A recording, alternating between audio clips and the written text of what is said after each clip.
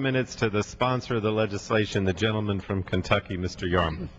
Gentleman is recognized for 4 minutes. I thank the gentleman from New Jersey, and I also thank the gentleman from Nebraska for his kind remarks. Mr. Speaker, I rise today in celebration of a genuine American icon, a piece of history that was instrumental in the development of the great American pastime, a tool that helped make ball players into folk heroes, and a treasure that gave every kid with a dream the chance to hold a piece of the big leagues in their very hands. Today we consider H.Res. 314, a resolution to commemorate the 125th anniversary of the Louisville Slugger, the official bat of Major League Baseball, manufactured by Hilrick and Bradsby in their beautiful factory in downtown Louisville, Kentucky. The Louisville Slugger is synonymous with the crack of the bat on a summer afternoon, and it is forever linked to the greatest who have ever played the game of baseball. 80% of the inductees in the Baseball Hall of Fame swung a Louisville Slugger. 60% of all major leaguers do the same today.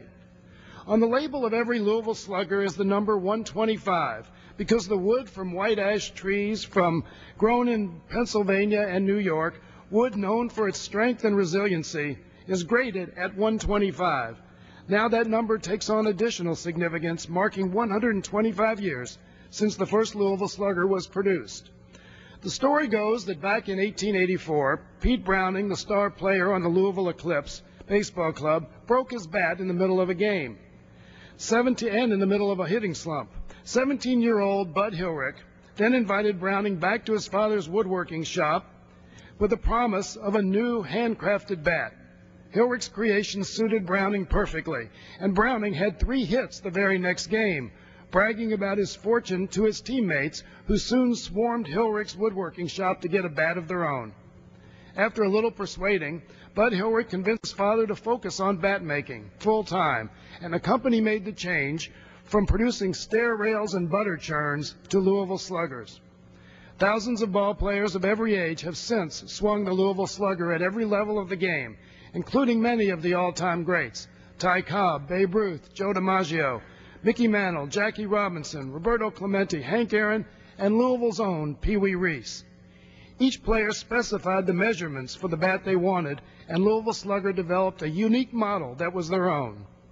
Ted Williams, one of the greatest hitters of all time, personally traveled to the factory in Louisville throughout his career to pick out his bats. Not by coincidence, he broke the coveted 400 batting average barrier in 3 seasons and had a career average of 344. Ted acknowledged that he had a little help, famously saying, "I'd have been a 290 hitter without Louisville Slugger."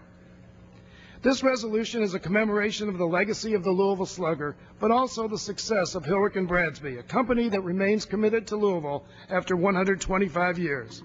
That commitment translates into a lasting impact on our region, with the jobs the company creates at its factory and museum, and the economic benefit that comes from thousands of visitors who travel to Louisville every year to see the place where the Slugger is made.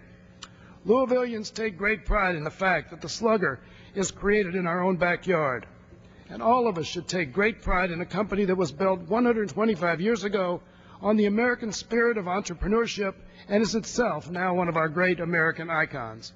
I'm honored to celebrate the legacy of the Louisville Slugger and the Hilrick and Bradsby Company, and I urge my colleagues to join me in supporting this resolution. I yield back.